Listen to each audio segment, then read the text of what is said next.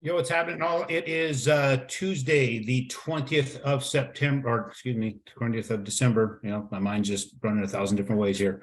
Hopefully, this one turns out a little bit better than the last one. I don't understand the pixelation, but I think it's because I was trying to do it using a hotspot, rather than having Wi-Fi. Hopefully, my Wi-Fi is a little bit better. It's been acting up too. So we'll just see how this whole thing plays out. Couple of things that I wanted to throw at you guys. Something you're going to start seeing. So those of you who are looking to try and get refinances, you're going to start seeing some here popping up, and it's not something we can avoid. Believe me, we fought to try and make this thing not happen, but it's something that is happening. So the Federal Housing Finance Administration, FHFA, they have come out and have now added a cost to refinances, cash out refinances. You're going to get hit based upon your credit score.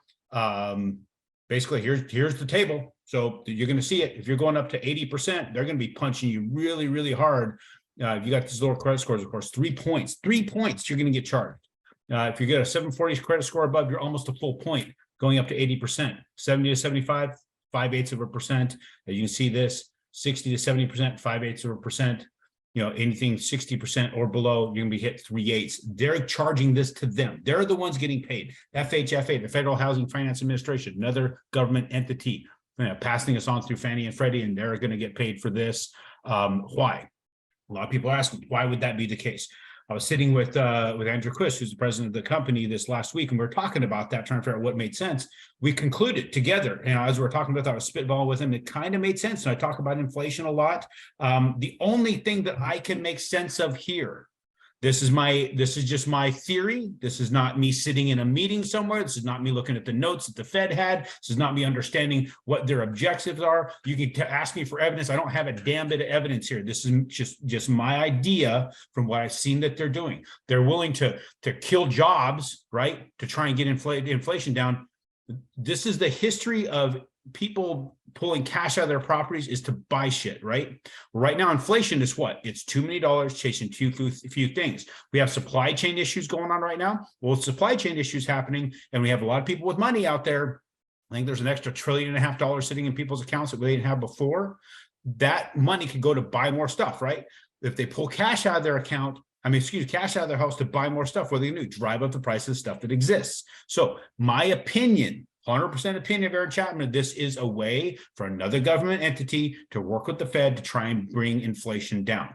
Less money in the hands of people means less things being spent. Everything's going up, right? If they're raising rates, right? Raising rates, so it costs you more money to access money. Why isn't this another way of raising rates?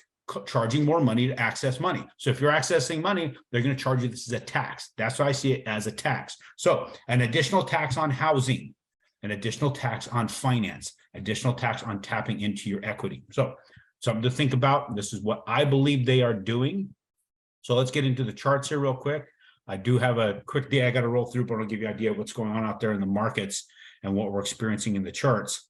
So here's, we're seeing us battling right here in this channel, back and forth, getting into that channel. We got below it. We opened below. We had a negative day as it opened, but we pulled it right itself back up above the 200-day moving average. That's a formidable floor, that 200-day moving average. So is this particular floor here. As you can see, we battled this floor several times.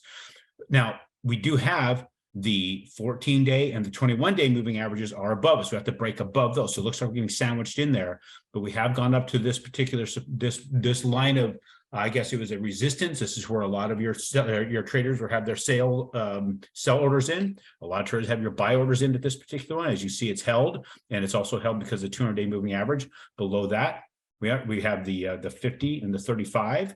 Those are also some supports. But if we fall here, we have a long ways we can go, and that long ways could force our pricing up considerably.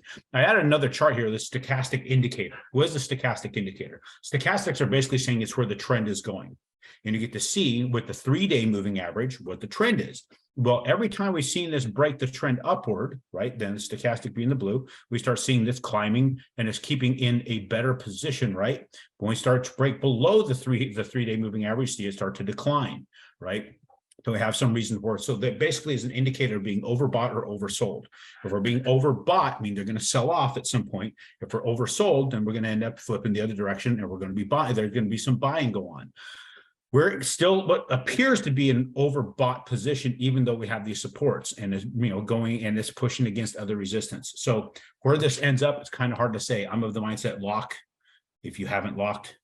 The other thing that we're going into is, since we're down from where our peak was there that we looked at, even though it's a little bit, it's still going to be anything that has to be extended right now is going to be a cost to extend. So just know that right now, if you have a deal going right now and you have to extend the rate that we've locked anytime in the near future to go past the time that you had thought for that lock period, there might be a fee to that. Just be aware of it. Just know it's coming. Just know it's cost to do business. Don't get pissed off about it. Just know this is the way things work. Have any questions for us? Let us know. I'll be talking to you guys again on Thursday. Appreciate you, and we'll talk to you again real soon.